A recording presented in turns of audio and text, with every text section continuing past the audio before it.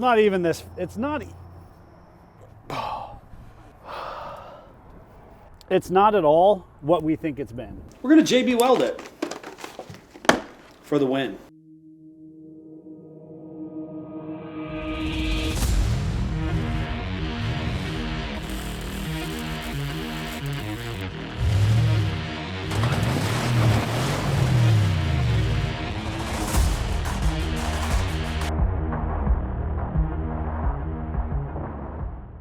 All right, this is part dose of the attempt to recover the Angry Turtle. And yep, it's there. That's it, that's the Angry Turtle. If you haven't seen the first video, you definitely wanna go back and watch it. If you watched it and left us a comment, we likely responded to you. If you continue to comment on it, we will probably still continue to communicate with you. Some people are a little bit in their feelings over it, and we're just trying to have a good old time out here. We are legitimately trying to recover this Jeep and truck at this point. I literally only brought a heat gun that I stole from Scott, the mad scientist. I'm on adrenaline right now. And my fanny pack, because it's cool, and there's not anything in it. I brought it. So we're gonna be borrowing tools from Jason. And just to give you a refresher, if you were unaware, Jason, good customer, drives the Angry Turtle, really gnarly, well-built JKUR. It's dead. So we winched it onto the truck in the last video. Everything was going too well. So of course the truck had to break. I've looked into a lot of what's broken on the truck. You'll see it's puking fuel. Come to find out, that's actually a super rare fuel preheater, which is on like less than 1% of international 466E engines. To replace it is like $1,000, and it doesn't actually replace it. It just basically deletes it and moves it. You know, we're gonna go with trying to repair it. It would have been great, a nice warm day, or with lots of tools, or, you know, any other circumstance. So we're just gonna give it the old try. We'll see what we get into. Good, dried ice crystals. So I brought the heat gun because what I thought were fuel fittings are actually preheater electrode fittings. And they should be like a soft plastic. They are not. They're like a brittle hard plastic. So we're gonna try and use the heat gun around the fuel system. That's why we're obviously using a heat gun and not a torch. We're gonna try and warm those up and kind of wiggle them off of the electrode. And then I'm going to unthread that and hope that there's an O-ring or a seal or something in there that's been compromised. That's my best laid plan at the moment. It's important to note that we drove here in Jason's little Ford Fiesta, which is what got us to the shop 3 weeks ago. So pretty much I either have to fix the truck or we're sleeping here for the foreseeable future. We'll figure it out. That'll be okay. It's gonna be perfectly fine. I don't even know where that part is. So these little plastic caps, we're gonna attempt to warm one up and get it off the truck. Army crawl, army crawl. Jason, you have a really nice driveway. It's comfortable and it's clean. Oh, there seems to be our issue. I'm trying to get the camera in here. Nope, now I'm just looking at, what the heck? Oh, I'm looking at. Is it too dark? No, I'm just not a very good videographer, Davey. This little bad mamma jamma, I believe is our issue. So what the thing is, this looks to me kind of like a brass fitting. The reason it would be brass is because it is fuel related, so we're not using an O-ring or anything like that. I think this level of corrosion potentially is creating our issue. So we have this bore. I would like to get that cleaned up. And what happens is there's an electrode that inserts down through this, and that electrode goes up into the fuel bowl itself of this particular truck. When you turn the key on, it would preheat those electrodes so that it is preheating the diesel fuel. If you know anything about diesel or, you know, non-gasoline, right? Let's call it that. Those oils, if they are brought up to room temperature, or diesel fuel will gel or freeze, their combustion rate, because they're using pressure to combust, they will combust at a lower nominal amount of pressure if it's just a little bit warmer. It would help with anti-gelling and freezing these preheaters. So I kind of want to retain the preheater function despite the fact that it's actually a really rare option. So my goal here is to get this cleaned up, to snug it back into place, get the gunk cleaned up out of the threads and out of the bore itself, put it back together, give it a couple little ugga-duggas, and it's gonna not leak. It'll be fine. It'll leak. I don't know. I don't actually know what I'm doing. I'm just going best guess. Yeah, but that's not wire. That's just nylon. There we go. I was complaining. Maybe it's not brass. The way it's cleaning off, it actually is steel, but it's yellowed. I expected brass being around fuel, but maybe somebody out there smarter than me will tell me why it's not brass. That's actually cleaning up really well.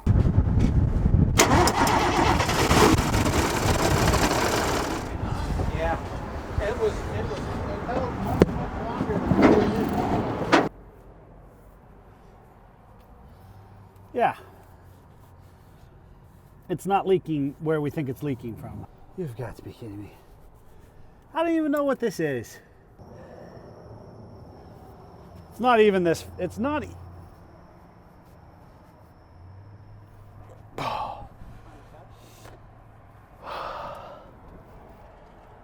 It's not at all what we think it's been. It's this rubber hose right here. That rubber hose. It's just running down into those fittings, the preheater, all of the energy on that. It chafed a hole in the backside of that where this hose rubs.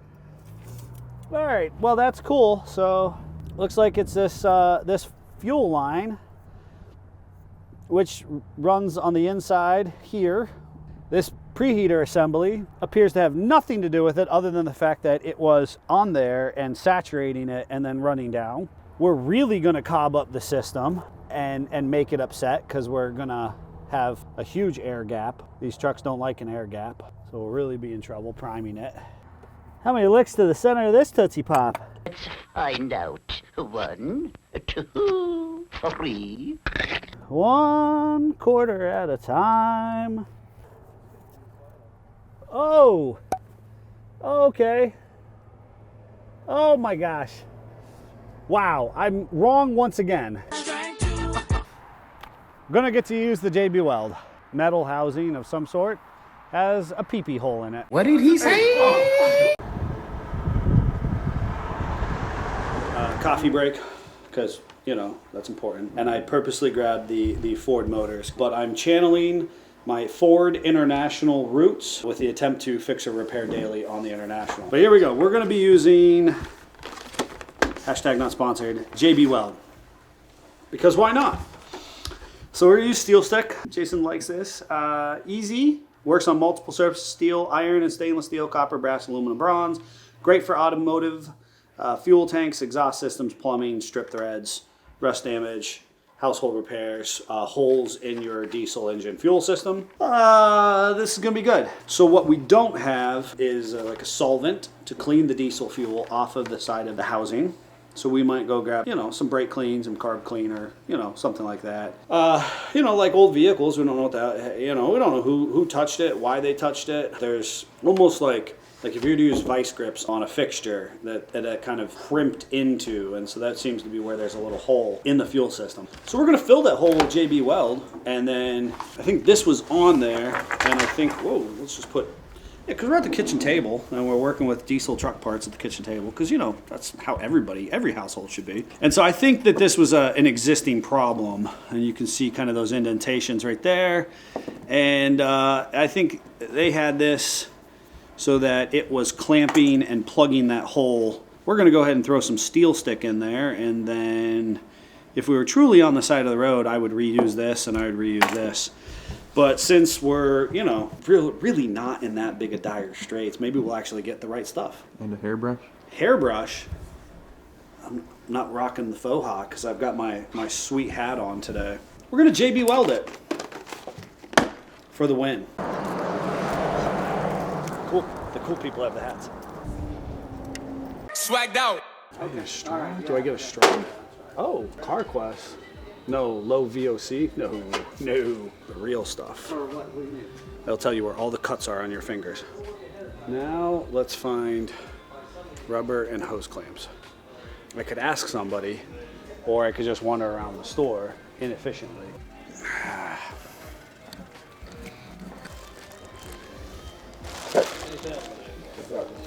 You would do this to me. I think you have to get that. I think it's I like kind of $10. almost like the dismal failure that I'm having right now. I feel like I kind of need this. Do the rest of the work with the Bronco hat on. I don't know. One you got on's a lot warmer than Bronco. It is a lot warmer, right? That Bronco hat's not going to get the job done. Heat's in the tools. The heat is in the tools. Work harder, move faster. I'm channeling my international Ford roots right now. I might have to get this Bronco hat. If you know, you know how I feel about Bronco. I might let it catch the diesel fuel as the diesel drips out of the filter assembly. I really just want to reuse that piece of junk. The one that started leaking? Yeah, you reuse that. Fine, I'm gonna buy it because Davey said so. All right, so back from that there Advance Auto Parts, and we grabbed some things. So we got the good brake clean, not any of that low VOC stuff, and of course the name brand brake clean. Shout out to the guy behind the counter because he took this, which came off our rig, and he went and grabbed this one for me out of their hoard. Thanks for the Advance at Norton for finding me the exact right hose clamp. And then on Davey's request, I bought this overpriced T-bolt union for like air intake. And what I'm gonna do is I'm going to not use the clamp, basically, but we're gonna pull out the heavy rubber, because I would have preferred to have used like inner tube or something more janky. But here we are spending money. We're gonna steel stick the hole, let it start to set up. We're gonna cut that, wrap it around the side just like that was. And then we're gonna hose clamp it down, and we're gonna call it fixed. I don't know what that was, but that's what I did. So fixed is fixed. I don't know. I've said it was fixed about 3 times at this point. Hopefully it's going to be fixed. Who knew that there's little holes in there? I blame Davey. There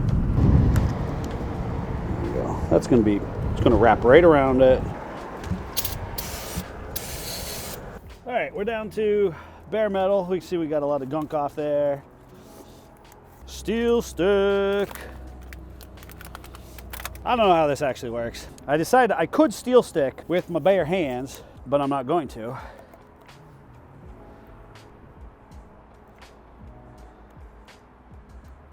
Look at that, it's 2-part. Yeah, that's good. That's good stuff right there. All mixed up. This dries hard to the point where you can drill and tap it. I don't believe it. That's amazing. All right.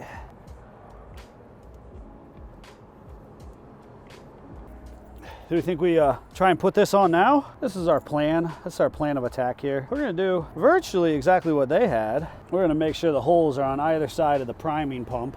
And for my last magic trick, no, there it goes. Jason, I lost the extension.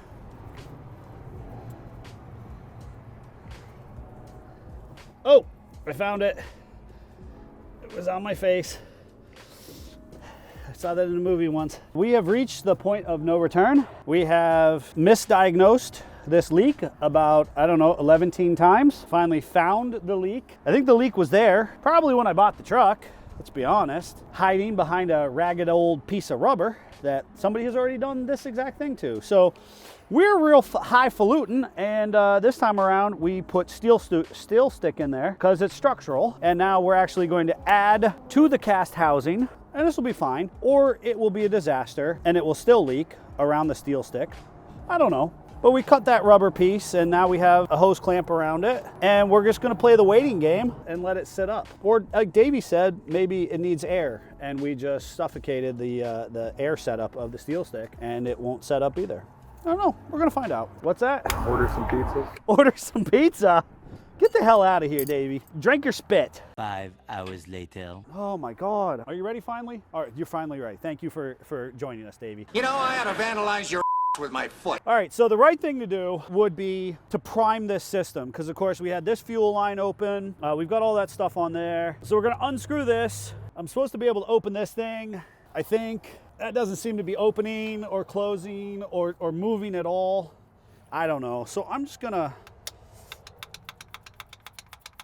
do that a lot. Ow, I just pinched the crap out of my finger. I feel like I should be able to turn this. I don't know, that would make too much sense. All right, we're gonna just try and start it. It's gonna work. Oh.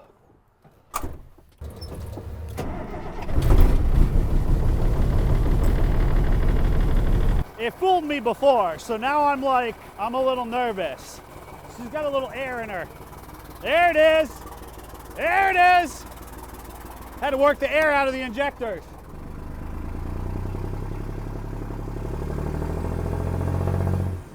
We're going home, Davey! We're going home!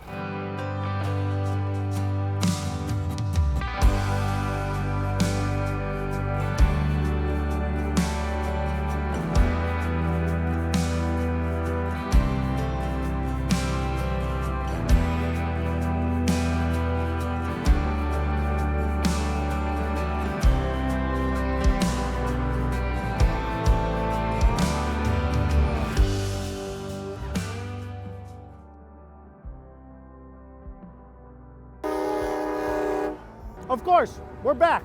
We're home. Successful. The truck is fixed. We hammered home.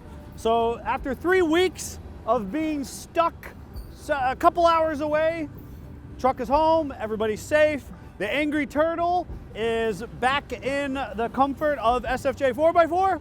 We're gonna get it unloaded, not tonight, but soon, and rip into it and get it fixed. So I hope everybody enjoyed this. It's been a blast. We're gonna have a lot more crazy adventures, so, you know, jump on, like, subscribe, do all those cool things. Leave a comment below. Let us know what you thought, and we read and respond to the majority of them.